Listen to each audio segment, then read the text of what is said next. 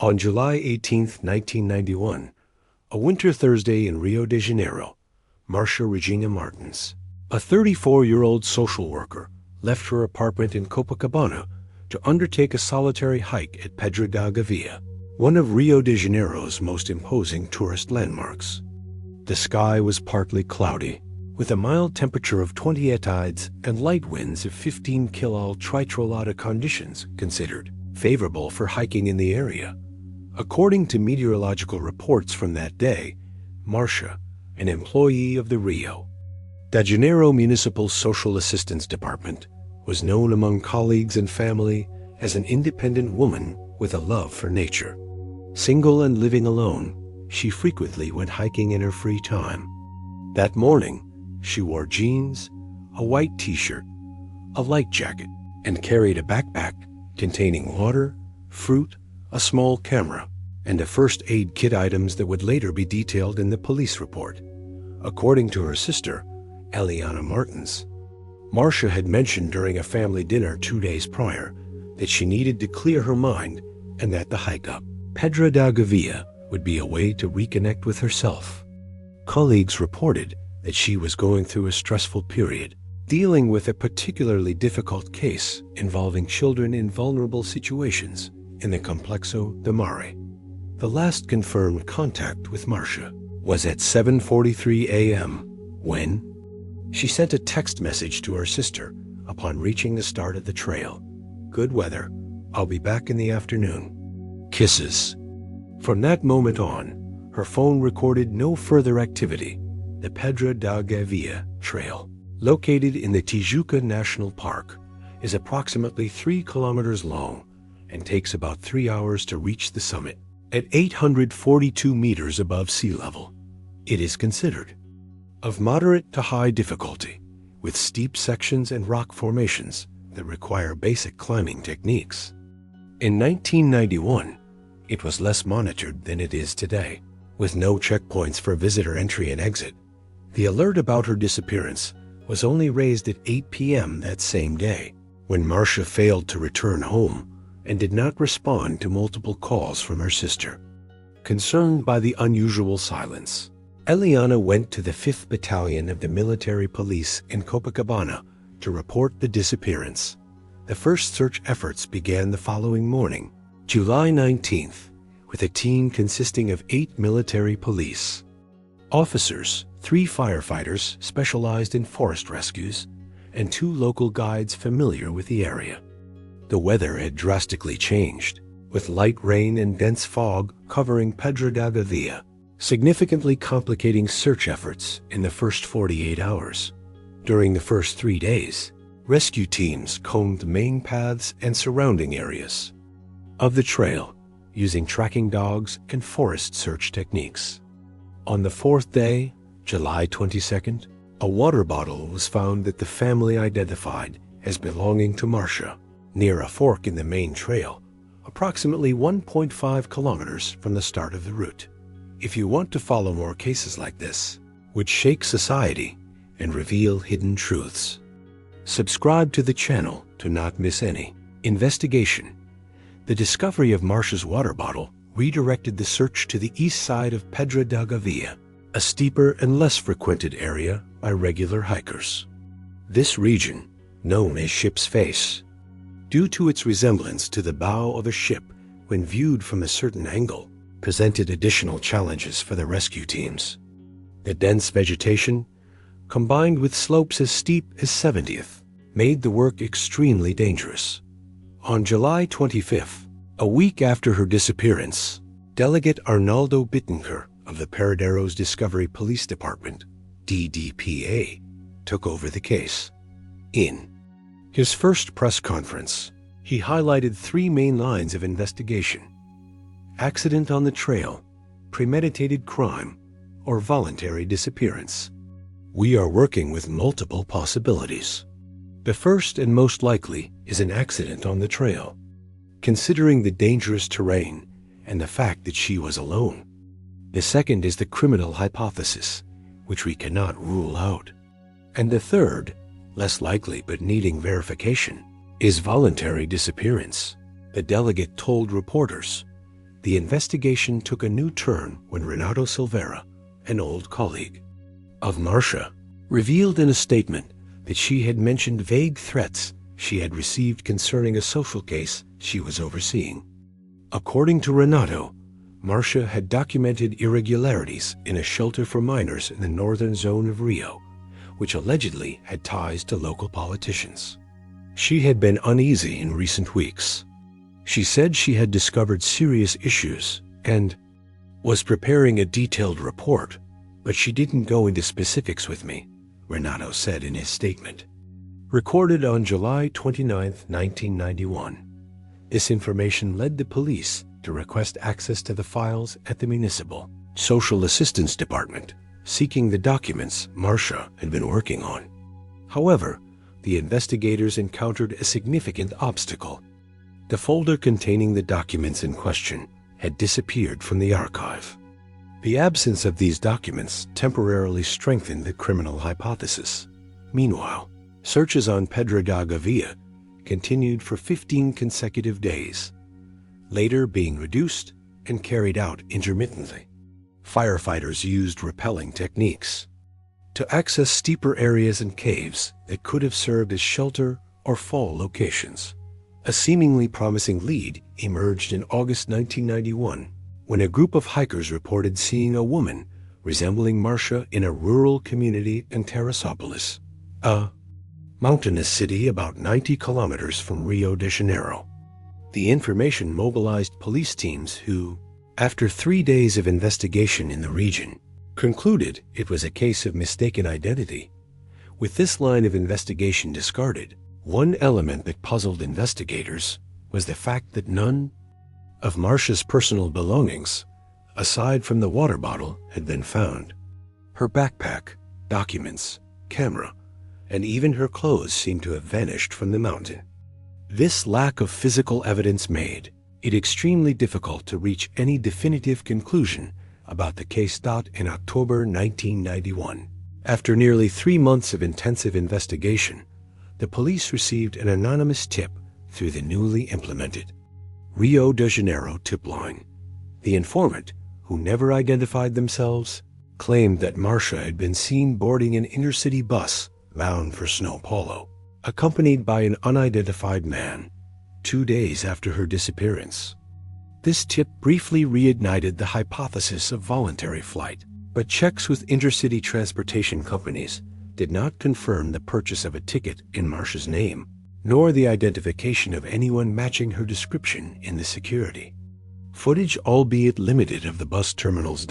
As the months passed, the case gradually lost media attention and even priority within the police department, being classified as ongoing with no imminent resolution by February 1992.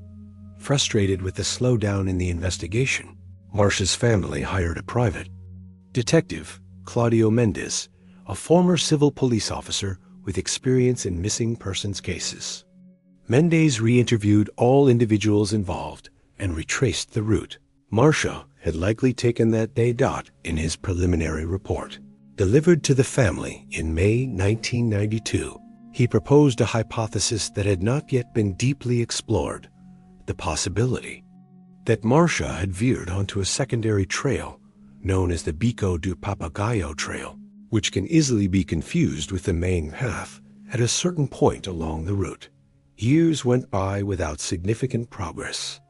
In the case of Marcia Regina Martins, her family kept the search for answers alive, organizing an annual symbolic hike to Pedra da Gávea on the anniversary of her disappearance, distributing leaflets with her photo and case information.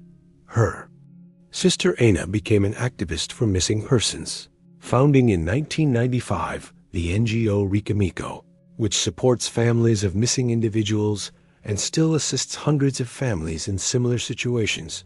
In July 2001, 10 years after Marcia's disappearance, a new development emerged. During renovations at a police station in downtown Rio de Janeiro, boxes containing old documents were found, including a preliminary report signed by Marcia herself, dated 2 weeks before her disappearance. The document, never attached to the original inquiry, contained detailed information about alleged embezzlement and mistreatment of minors at an institution run by a foundation linked to a councilman at the time. The accounts of psychological and physical abuse were consistent. Among the children interviewed, there were indications that funds intended for food and school supplies were being systematically diverted. I recommend immediate intervention and the removal of the current administration, Marcia wrote in the document. Delegate Roberto Andrade, who took over the case following the discovery of the report, officially reopened the investigation. This document significantly alters our perspective on the case. We will investigate thoroughly the possible connection between the social worker's work and her disappearance, he stated at a press conference. The reopening of the case led to the location and questioning of Carlos Mendonca, former director of the institution mentioned in Marcia's report, who had moved to the interior of Minas Gerais. Mendonca vehemently denied any involvement in the disappearance and claimed he did not even know the social worker personally. His statement was partially corroborated by records showing that he was in Brasilia on the day of the disappearance, attending a public policy congress on youth programs, while the investigation into a possible professional motive gained new momentum. An unexpected event revealed a completely new lead.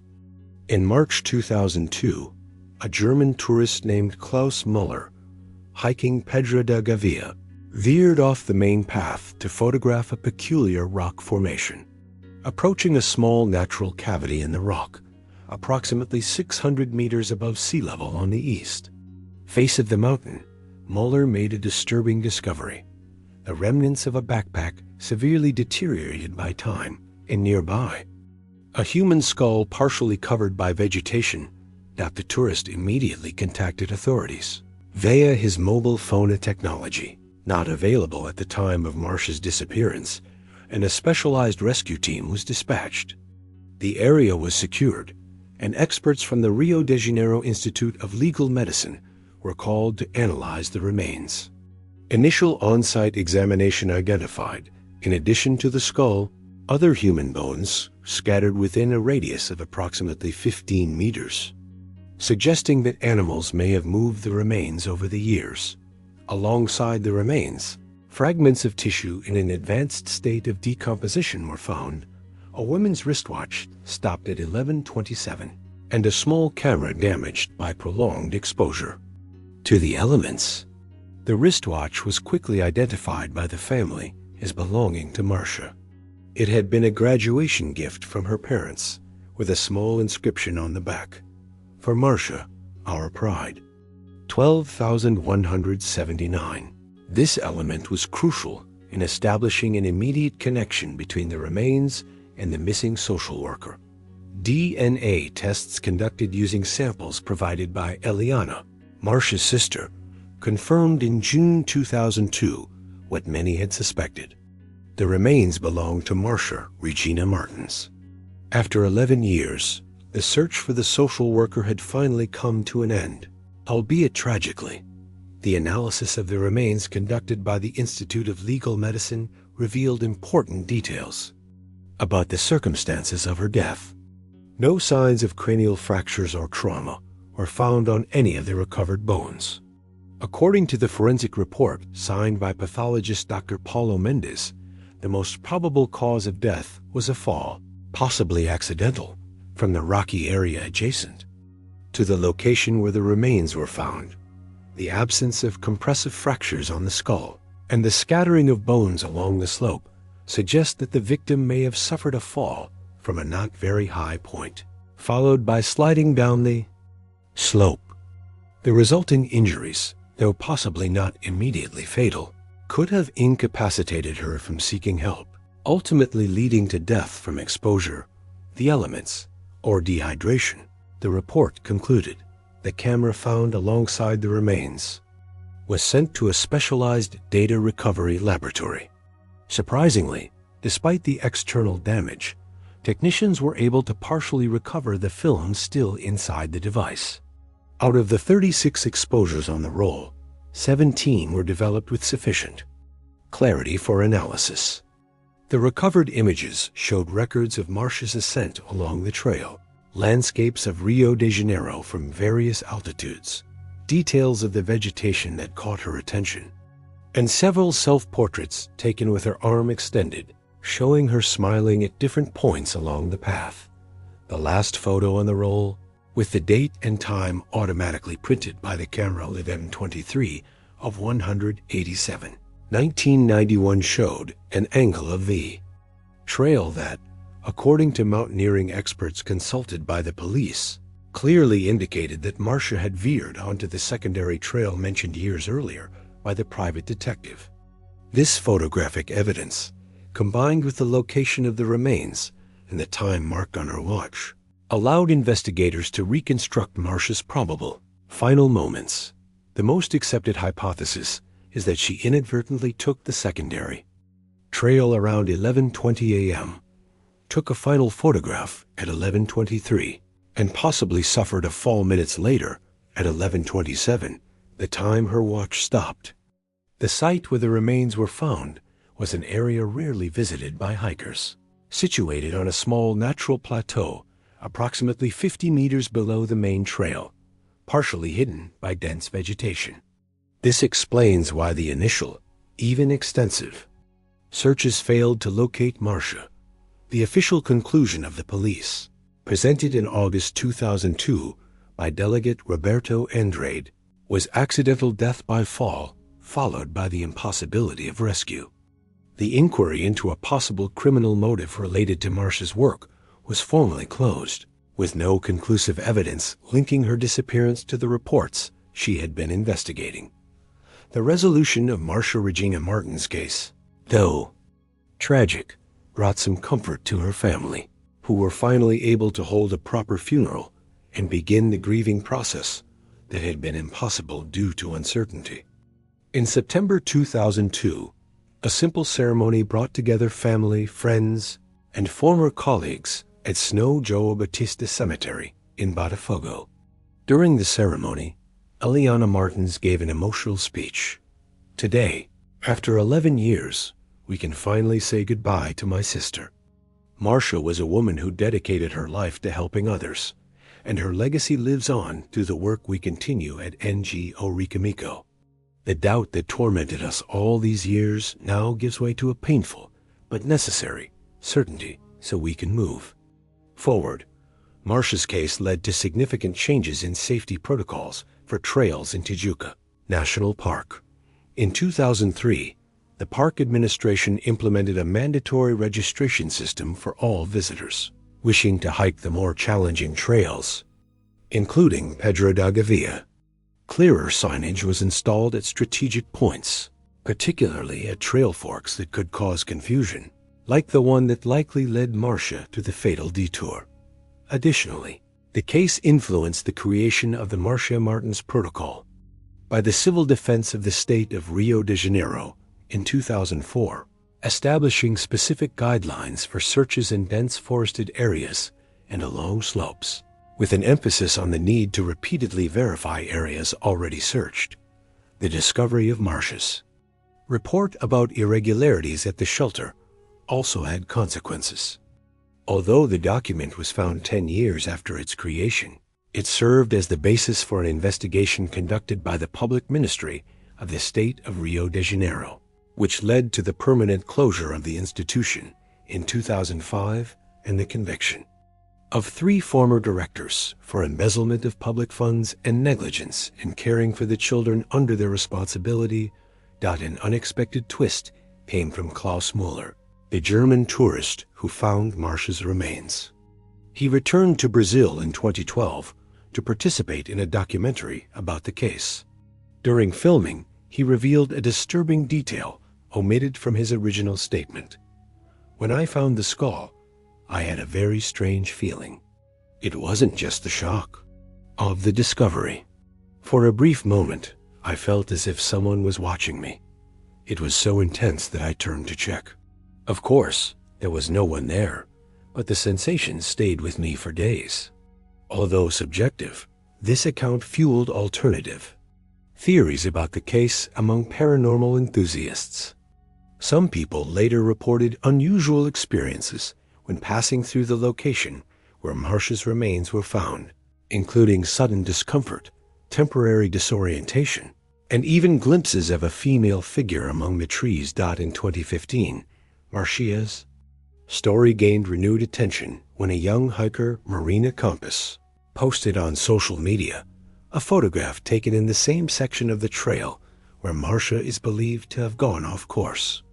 The image, captured at dusk, appears to show the silhouette of a woman among the trees in an area where no one else was present at the time. The photograph went viral, and although image analysis experts suggested it was likely a play of light and shadow, the episode rekindled public interest in the case. The NGO founded by Eliana Martins grew significantly over the years, becoming a nationally recognized institution supporting families of missing persons. In 2018, the organization played a key role in the passage of State Law 842, known as the Marcia Martins Law, which established faster and more effective procedures for searching for missing persons in Rio de Janeiro. The law created an integrated database and mandated that searches begin immediately without waiting the previously required 24 hours. Today, the case is frequently cited in police training courses and ecotourism guide programs as an example of the importance of safety protocols in natural environments and the meticulousness required in missing persons investigations. If you've watched this far, it's because you care about cases that leave a lasting impact on families. Leave a comment saying, "I watched this far, so I can know who truly cares about the search for truth." Don't forget to like this video and share it with friends and family who are also interested in real cases that challenge investigations and make us reflect on the fragility of life.